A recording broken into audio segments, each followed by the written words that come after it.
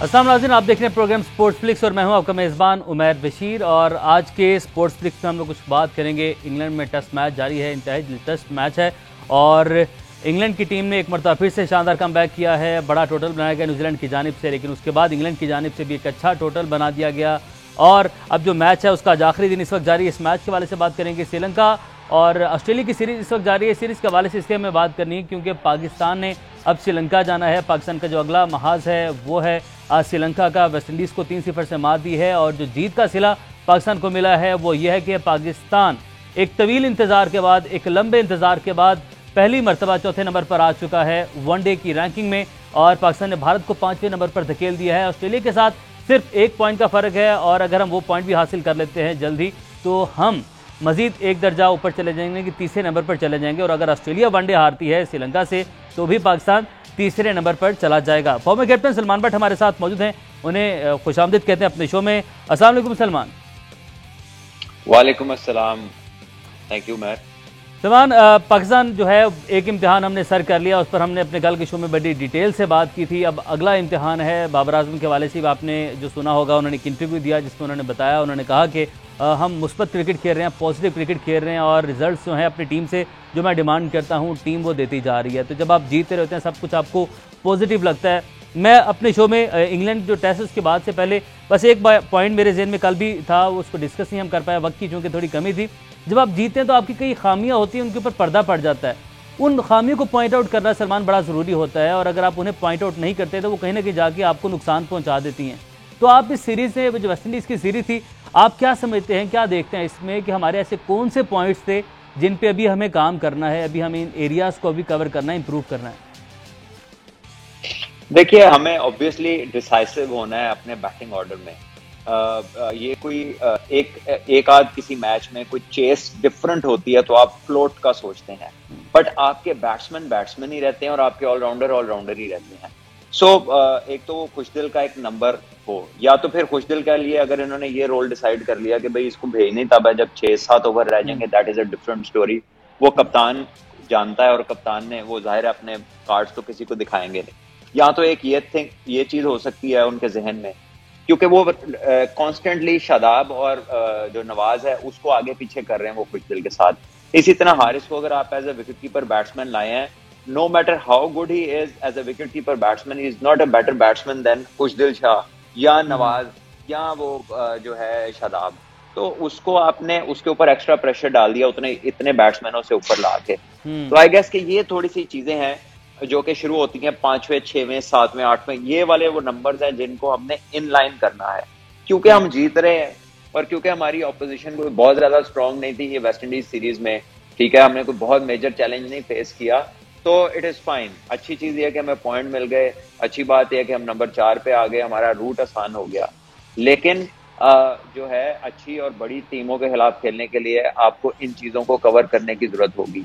और अच्छी टीमें वही होती हैं जो जीत के बाद भी अपना एनालिसिस करती हैं, क्रिटिकल एनालिसिस करती हैं जीतने के बाद भी। इसीलिए ये सवाल मैंने आपके सामने रखा था कि जीतने के बाद भी आपको जो एनालिसिस है वो करना है। अच्छा, एक लास्ट पॉइंट इस मैच के हवाले से, इस सीरीज़ के हवाले से जो हो चुकी है, शान मसूद आप समझते हैं मुस्तकबिल में, क्योंकि वो ओपन करते हैं और आप भी ओपनर रहे हैं, अगर आप को ऐसी सिचुएशन में लाया जाता और आपको कहा जाता है कि दूसरे तीसरे नंबर पर आकर आप वनडे में खेलें, तो आप समझते हैं कि शान मसूद इस जगह पर फिट हो सकते हैं? और जिस तरीके से अभी वो डोमेस्टिक में रन्स कर रहे हैं, काउंटी सीजन में रन्स कर रहे हैं, 1000 रन उन्होंने बना लिए वहाँ पर, तो आप समझते हैं कि शान मसूद, अगर आप जो मिडिल ऑर्डर में एक हमारा थोड़ा सा लूप होल है उसको फिल कर सकते हैं? मेरा ख्याल है कर सकते हैं। वो बिल्कुल एक पूरे कंप्लीट बैटर हैं और ऐसा नहीं है कि वो कोई स्पिनर के खिलाफ अच्छा नहीं खेलते। अगर आप उसकी बारियां देखें, ऑस्ट्रेलिया में जब वो गया था तो नेथन लायन को वो सबसे अच्छा खेल रहे थे, जो कि एक मुश्किल बॉलर है, एक मुश्किल वर्ल्ड क्लास स्पिनर है, तो उसके खिलाफ उसने बड़ी अच्छी बैटिंग की थी। कदमों का इस्तेमाल उसका अच्छा है क्योंकि वो फिट बहुत है। रेंज उसकी जो है ना दूर की बॉल को हिट मारने की ज्यादा है क्योंकि लंबा है, बाजू लंबे हैं, आर्म्स की एक्सटेंशन लंबी है, रेंज काफी है उसके पास। अपना उन्होंने स्ट्राइक रेट बेहतर कर लिया, स्ट्राइक रोटेशन बेहतर कर लिया, हमने पीएसएल में देखा उसको। तो ये वो ऐसी चीजें हैं जिनसे वो फायदा उठा सकते हैं अपनी स्किल का और मिडिल ऑर्डर में एडजस्ट कर सकते हैं।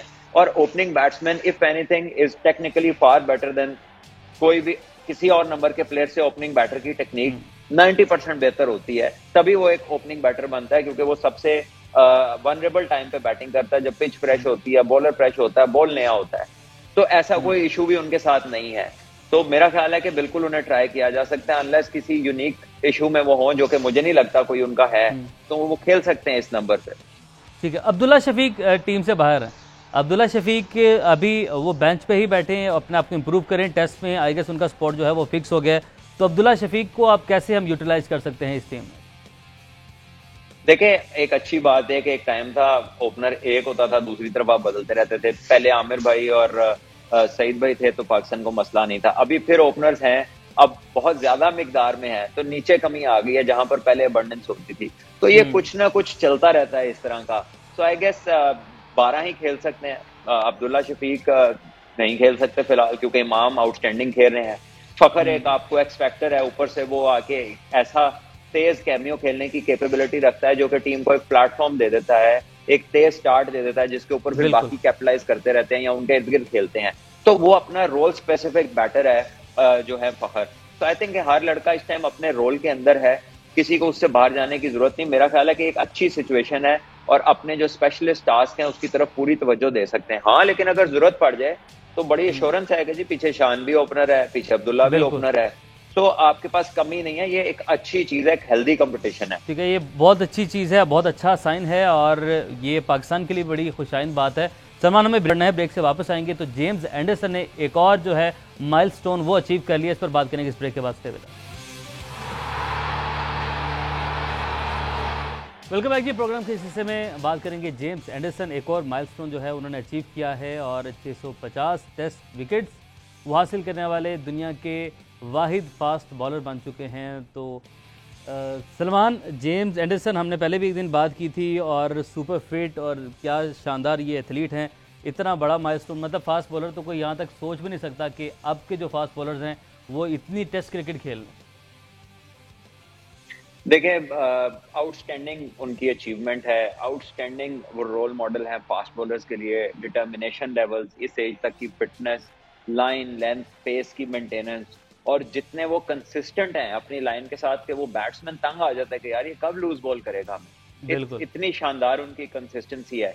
और जो कुछ फैक्टर्स उनके यूनिक हैं जो उनकी फेवर में है, कि वो इंग्लैंड में खेलते हैं ज्यादा टेस्ट क्रिकेट, वहां पे बॉल ड्यूक का होता है, वहां पे वेदर 99% अच्छा होता है, और जब बादल आते हैं तो फिर गेंद बहुत ज्यादा स्विंग करता है। और वो ये सारी चीजों को जिस तरह से इंग्लैंड में एक्सप्लॉइट करते हैं, इंग्लैंड से बाहर दुनिया में कहीं इस तरह से नहीं कर पाते।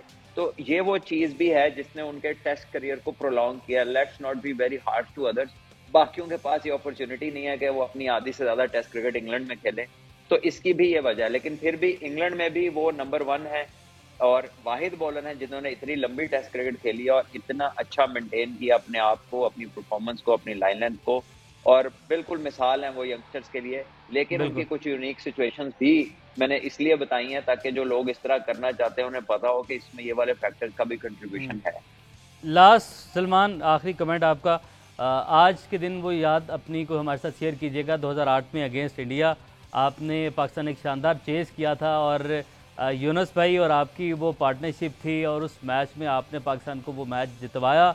और ये गालिबन वही मैच है जिसमें आपका वो डिहाइड्रेशन की वजह से 5 kg वेट बाद में जो किया तो वो कम था। उमर, आपको रोकता हूँ यहीं पे। ये यूनिक जो आपने कहा था सिचुएशन बताएं, वो मैं आपको यही बताने लगा हूँ कि ये अभी पाकिस्तान के वेस्ट इंडीज से मैच है तो हमने बहुत सुना गर्मी गर्मी गर्मी। तो उस दिन भी 40 प्लस था, गालिबन 47 टेम्परेचर था और 5 kg मेरा वेट लेस हुआ था 3 घंटे बैटिंग के बाद मैच में, जो कि डिहाइड्रेशन थी, जिसको फिर हमने पानी पी के और ये इलेक्ट्रोलाइट्स यूज करके उसको वेट को दोबारा बैलेंस किया था। तो एक इनिंग जो थी वो 129 रन थी, उसमें 5 किलो वजन नीचे गया था सिर्फ गर्मी की शिद्दत की वजह से। लेकिन तब किसी ने गर्मी पे बात नहीं की थी क्योंकि ये ऐसे ही चलता आ रहा है। और जब पानी की वो वक्फा होता था पानी का, तो बर्फ वाली जैकेट्स, आइस जैकेट्स जिन्हें बोलते हैं, वो लाके हमारी कमर और गर्दन के ऊपर रखते थे ताकि हमारा बॉडी टेम्परेचर नीचे आ जाए, क्योंकि बुखार वाला बॉडी टेम्परेचर था उस मैच के दौरान। और अक्सर मैचों में ऐसे ही होता था। फास्ट बॉलर तो होता ही बुखार में है, शोएब अख्तर की तरह या मोहम्मद शमी वगैरह, वो जो उस पेस के बॉलर जब शारजा वगैरह में बॉलिंग करते थे तो इनके बॉडी टेम्परेचर नॉर्मल टेम्परेचर नहीं होते थे, वो बुखार वाले होते थे। तो ये यूनिक सिचुएशंस है जो एक एथलीट एक बिल्कुल एसएसजी कमांडो तो बहुत बड़ी चीज है, लेकिन उसी तरह की कोई ट्रेनिंग होती है, क्योंकि ये यूनिक सिचुएशन से डील कर रहे होते हैं। ये बिल्कुल। आम लोग नहीं होते। ये प्रिविलेज जो इनको मिलता है वो इसीलिए मिलता है कि ये आम लोग नहीं होते। तो उसको इतना बात को हवा नहीं बना लेना चाहिए। जो हमने देखा पिछले कुछ अरसे में, इतनी गर्मी, माशाल्लाह एक बिल्कुल। क्रैम्प नहीं पड़ा दोनों टीमों में से किसी को।